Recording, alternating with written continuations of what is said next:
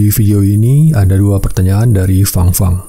Yang pertama, dia sudah nonton video saya tentang fenomena hantu lokal. Apakah itu artinya semua hantu hanyalah manifestasi dari pikiran manusia aja? Oke, saya jawab dulu yang pertama ya. Video saya yang berjudul fenomena hantu lokal ya, itu tidak bermaksud untuk mengabaikan keberadaan makhluk halus atau yang kita sering sebut dengan istilah hantu. Enggak. Di video itu saya hanya ingin memperlihatkan betapa kompleksnya dunia yang kita sebut dengan nama alam gaib. Saya sendiri yakin dengan keberadaan mereka ya, dengan keberadaan makhluk halus atau hantu. Karena saya sering melihat dan saya sering berinteraksi dengan mereka. Namun pada saat yang sama, saya juga sadar kalau alam gaib itu tidak sesederhana yang kita pikirkan. Berbagai penampakan yang sering disematkan untuk makhluk halus atau hantu ternyata bukan makhluk halus. Penampakan-penampakan itu disebabkan oleh pikiran dan keyakinan kita sendiri. Jadi itulah maksud dari video saya yang berjudul fenomena hantu lokal. Pertanyaan yang kedua dari Fang Fang ini mengasumsikan kalau hantu itu adalah manifestasi dari pikiran manusia, lalu bagaimana dengan fenomena kerasukan atau kesurupan? Kemudian bagaimana juga dengan kesurupan massal?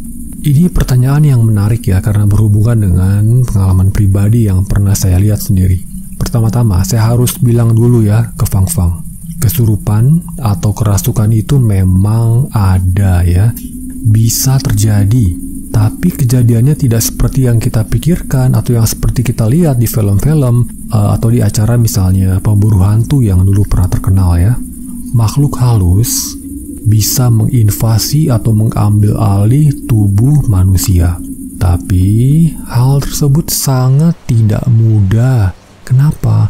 Karena untuk mengambil alih tubuh manusia, mereka perlu energi yang sangat besar sekali.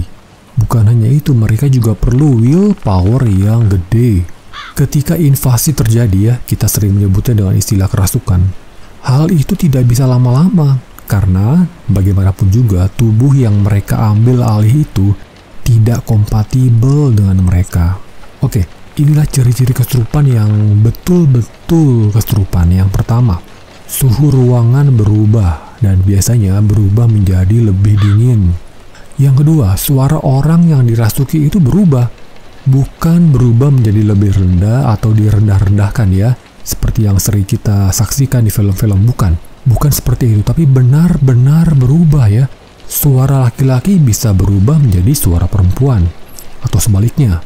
Atau suara laki-laki yang tadinya bariton bisa berubah menjadi suara laki-laki alto. Jadi suaranya benar-benar berubah. Yang ketiga, tenaganya juga berubah. Tenaga orang yang dirasuki itu berubah menjadi sangat kuat. Yang keempat, kadang-kadang yang dirasuki itu berbicara dengan bahasa yang sama sekali tidak pernah dia pelajari ya. Misalnya, saya pernah lihat kasus kerasukan di mana orang yang dirasuki itu berbicara dengan bahasa Belanda.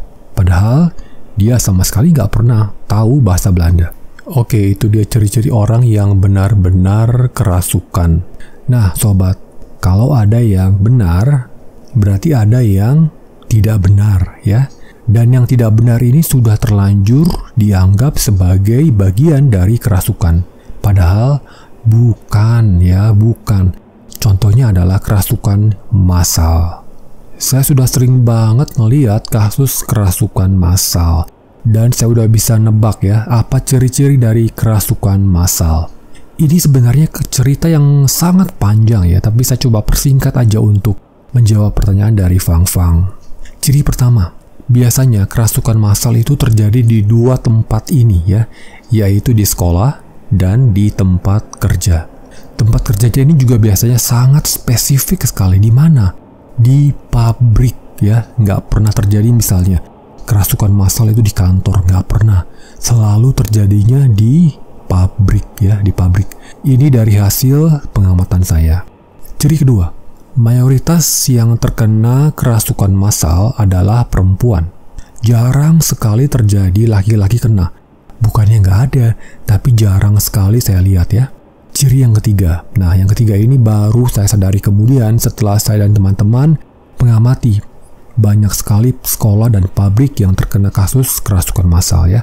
Ciri yang ketiga ini adalah mereka yang terkena kerasukan massal berasal dari golongan ekonomi yang kurang mampu. Jadi Fang, untuk mempersingkat cerita, saya langsung aja ke kesimpulan yang dulu pernah kami dapatkan ya. Kasus yang disebut kerasukan massal ini sebenarnya bukan kasus kerasukan. Ini adalah kasus mass hysteria atau histeris massal. Histeris itu adalah emosi yang bisa ditularkan loh ya, terutama pada orang-orang yang secara psikologisnya kurang lebih sama. Wanita, mereka lebih peka secara emosional dan secara psikologis. Karena itulah wanita lebih sering histeris daripada pria. Cewek ya, lihat barang diskon, histeris. Ngelihat cowok gebetannya, histeris. Ketemu dengan aktor pujaan hatinya, histeris lagi. Nah, bagaimana jika orang-orang yang kondisi psikologisnya ini kurang lebih sama ya, kemudian berjumpa di sebuah tempat yang sama ya. Contohnya, di konser musik ya, atau di tempat jumpa artis. Pernah lihat nggak cewek-cewek yang histeris luar biasa ketika mereka bertemu dengan artis pujaan hatinya sampai dia pingsan-pingsan? Seperti itulah mass hysteria. Nah, Fang, kasus kerasukan massal sebenarnya adalah kasus mass hysteria juga ya. Tapi pemicunya bukan karena senang dan gembira ketika bertemu artis pujaan dia, bukan. Pemicunya adalah karena kesulitan hidup. Orang-orang yang secara psikologisnya sama, kondisi ekonominya sama, ya, kemudian mereka berkumpul di sebuah tempat yang sama untuk belajar atau untuk bekerja. Ketika ada satu orang di antara mereka mengalami histeris, biasanya dipicu dengan menangis atau marah-marah. Nah, ini bisa memicu yang lainnya juga untuk mengalami histeris yang sama. Saya bisa bicara seperti ini berdasarkan pengalaman pribadi ya. Sejauh yang saya amati, yang disebut kerasukan massal adalah kasus mass hysteria. Tidak lebih dan tidak kurang. Jadi ini bukan karena kerasukan yang sebenar-benarnya, bukan. Jadi, apakah yang namanya makhluk halus atau hantu itu tidak bisa merasuki banyak orang? Mungkin saja ada, mungkin saja bisa. Tapi setahu saya merasuki satu orang saja itu sudah susahnya luar biasa. Apalagi merasuki banyak orang. Tapi mungkin saja ada yang bisa seperti itu. Gimana Fang? Apakah jawaban saya memuaskan? Kalau belum, yuk kita diskusi di kolom komentar ya. Saya akan kembali dengan video-video lainnya. Stay tune dan salam cahaya.